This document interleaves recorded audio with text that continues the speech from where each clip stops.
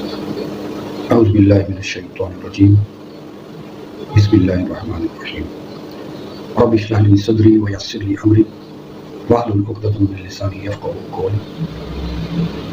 معزز سامعین و ناظرین، السلام علیکم ورحمۃ اللہ وبرکاتہ.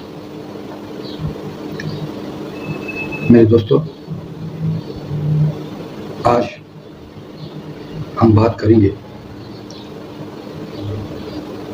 کہ روحانی علوم جن میں علم تصوف، علم معرفت، علم الفقر، علم الاسرار، علم الیقین، سلوک و تصوف، علم القلب، اور جسے علم الجہاد، جہاد اکبر کچھ کہتے ہیں،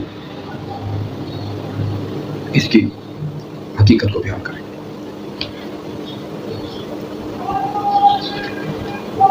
میرے دوستو، جاننا چاہیے کہ ان تمام علوم کا جو سرچشمہ ہے وہ اللہ تبارک و تعالیٰ کی ذات، اللہ کی محبت، اور پھر اس کے ثمر میں انوار و تجلیات کا ایک وسیع ذریعہ ہے.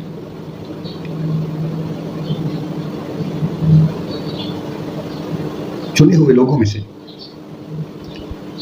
جو لوگ اللہ تبارک و تعالیٰ کی کثرت سے یاد کرتے ہیں تو اس نیک انسان پر ایک وقت ایسا آتا ہے کہ اللہ تبارک و تعالیٰ اس کثرت ذکر اور اپنی یاد کی بدولت اس بندے پر نظر رحمت فرماتے ہیں. یعنی رب کائنات اس شخص کے قلب پر محبت کی نظر جب فرماتے ہیں تو اس وقت میں اس مرد قلندر کے قلب پر انوار و تجلیات کا نزول ہوتا ہے. چونکہ انوار و تجلیات ان گنت ہیں، لا تعداد ہیں،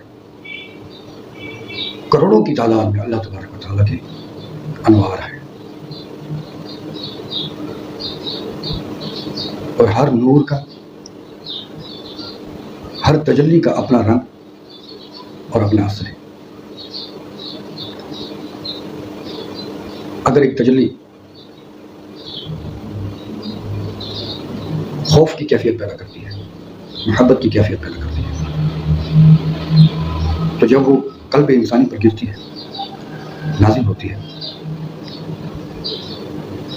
تو اس بندے پر محبت یا خوف کی کیفیت طاری ہو جاتی ہے، رجاء کی کیفیت طاری ہو جاتی ہے، رونے اور خوش ہونے کی کیفیت طاری ہو جاتی ہے. میرے دوستو، ان انوار و تجلیات کا وارد ہونا قلب انسانی پر جو تبدیلیاں لاتا ہے، ان میں سب سے بڑی تبدیلی محبت الہی. یہ تو ہو گیا بہت بڑا انعام، اعلیٰ قسم کا انعام. اور آپ سب لوگ جانتے ہیں کہ محبت الہی ہی محبت رسول ہے صلی اللہ تعالیٰ علیہ وسلم، اور محبت رسول اصحاب و اہل بیت کی محبت سمجھی اور گردانی جاتی ہے. تو میرے دوستو، اللہ تبارک و تعالیٰ کی یہ انوار جب قلب انسانی پر وارد ہوتے ہیں اور جب اس کا ثمر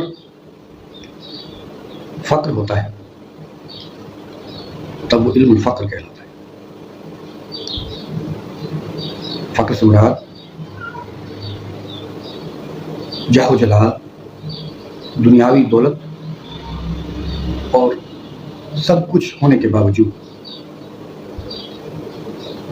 سادگی اور فقیری کا انداز اپنا لینا، فقیر ہونے کی نشانی ہے، جسے ہم اہل فقر کہتے ہیں۔ اور اس کا تعلق جو ہے وہ محبت الہی سے۔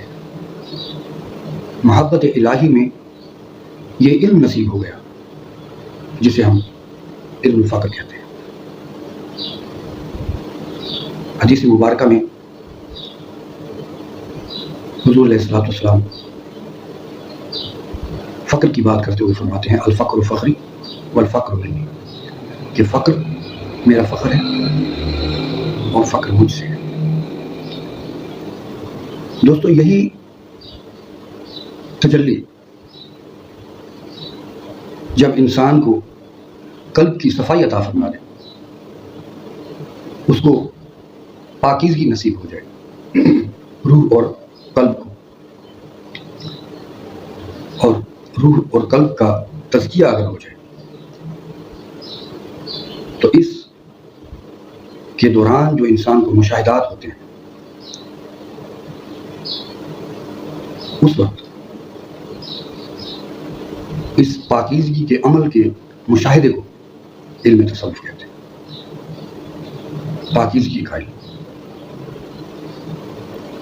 اور جب یہ قطرہ عشق اور تجلی الہی جب انسان کو مشاہدات کے ذریعے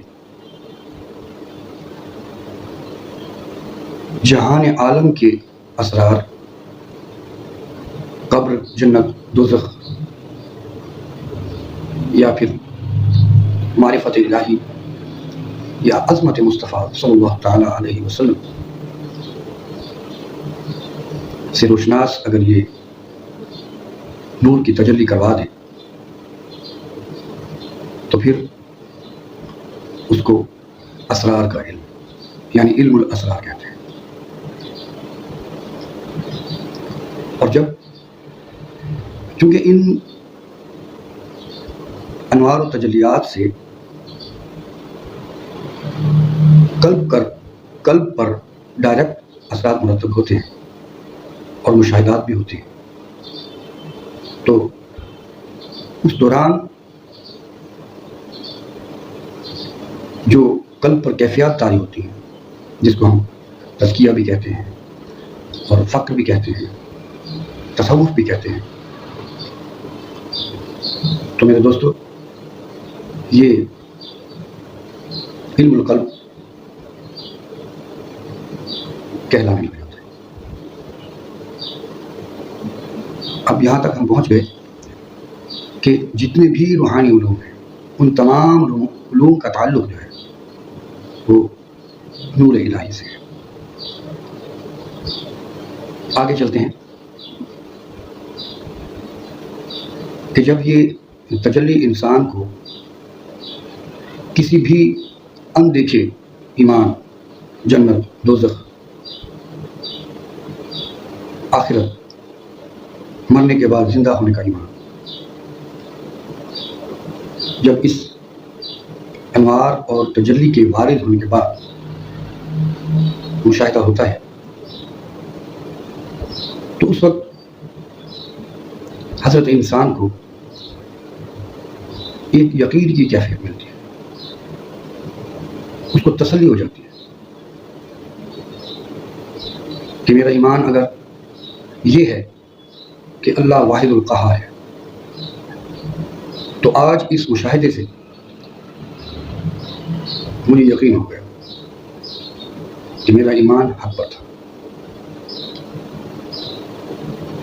اس کی مثال یوں پیش کی جا سکتی ہے کہ جب ہمیں کوئی شخص معلومات دیتا ہے کہ آگ جلاتی ہے یہاں تک ہمیں صرف علم نصیب ہوا، یقین کا علم کہ آگ جلاتی ہے. یہ علم الیقین کا پہلا درجہ ہے. اس کے بعد 2 درجے ابھی یقین کے باقی ہیں جو کہ روحانیت کا حصہ ہیں، اور یہی تینوں مل کر علم الیقین کہلاتے ہیں.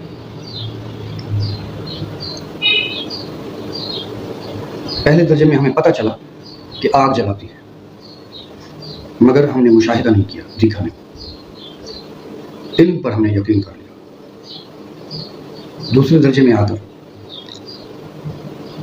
جب ہم دیکھتے ہیں کہ آگ میں کچھ جل گیا، خدا نخواستہ جنگل ہے، کسی کا ہاتھ جل گیا، کوئی درخت جل گیا، کپڑے جل گئے. دوستو تب ہم نے یہ اپنی آنکھ سے دیکھ لیا. ہمارا ایمان عین الیقین کے درجے تک پہنچ گیا کہ ہم نے اپنی آنکھ سے مشاہدہ کر کے دیکھ لیا کہ آگ جلاتی ہے. اب دوسرے درجے پر ہمیں تسلی ہو گئی کہ جو علم میں نے حاصل کیا تھا کہ آگ جلاتی ہے وہ میں نے مشاہدہ کر لیا. تیسرے درجے پر جب میں بذات خود اس آگ میں ہاتھ ڈالوں تو تب مجھے جا کر یقین کا تیسرا درجہ نصیب ہوگا جسے حق الیقین کہتے ہیں. میرے دوستو، اللہ تبارک و تعالیٰ کی محبت اور ایمان کا حصہ بھی بالکل ایسا ہی ہے کہ جب ہمیں معلوم ہوا کہ اللہ ایک ہے اور انبیاء کرام ہیں، ملائک ہیں، جنت اور دوزخ ہے، حشر، قیامت اور مرنے کے بعد کی زندگی ہے، تو علماء کا کام پورا ہوا کہ ہمیں یقین کی ایک بات کا علم ہو گیا. اب ضرورت عین الیقین اور حق الیقین کی ہے، اور راہ تصوف میں، تزکیہ نفس میں، علم الیقین میں یہی چیز بیان کرتے ہوئے حضور علیہ الصلوۃ والسلام فرماتے ہیں تعلمون الیقین، کہ تم یقین کو سیکھو. علم حاصل کرنے کے بعد جو کہ ہم علماء کرام سے سیکھتے ہیں، جب یقین کو سیکھنے کی بات آئی تو اولیاء کرام اور فقراء کا ہمیں دامن پکڑنا پڑتا ہے. میرے دوستو، آج ہم نے جو گفتگو کی اس کا لب لباب یہ تھا کہ روحانیت، تصوف، جسے کیا سے کیا نام دیا گیا، اور اس کے جتنے بھی اس راہ کے نام ہیں، علم القلب ہے، علم الیقین ہے، جو بیان ہو چکے ہیں، یہ تمام کے تمام محبت الہی سے تعلق رکھتے ہیں، اور محبت الہی کے بعد اللہ تبارک و تعالیٰ کے انوار اور تجلیات کا ثمر ہے. سورہ حج میں اللہ تبارک و تعالیٰ فرماتے ہیں کہ فَإِنَّهَا لَا تَعْمَى الْأَبْصَارُ وَلَكِنْ تَعْمَى الْقُلُوبُ الَّتِي فِي الصُّدُورِ، کہ ان کی آنکھیں جو ہیں وہ دیکھتی ہیں، مگر جو اندھے ہیں وہ ان کے دل ہیں جو ان کے سینے میں. یہاں یہ بات ہمیں سمجھنے پر مجبور کر دیتی ہے کہ آنکھوں کا دیکھنا کچھ اور ہے، سماعتوں کا سن لینا کچھ اور ہے، اور قلوب کا مشاہدہ کر لینا کچھ اور ہے. کہ اللہ تبارک و تعالیٰ نے خود فرما دیا کہ ان کے دل جو سینوں میں ہیں وہ اندھے ہیں. تو میرے دوستو، سمجھ لینا چاہیے کہ جب ہم ظاہری علم حاصل کرتے ہیں تو اس کا پریکٹیکل جو ہوتا ہے اس کو پرکھنے اور دیکھنے اور مشاہدہ کرنے کے لیے جو جس راہ کی ضرورت ہوتی ہے اسے تدبر اور تفکر کہتے ہیں. اور وہ تدبر اور تفکر صرف ذہنی سوچ بچار کا نام نہیں ہے، بلکہ قلبی مشاہدہ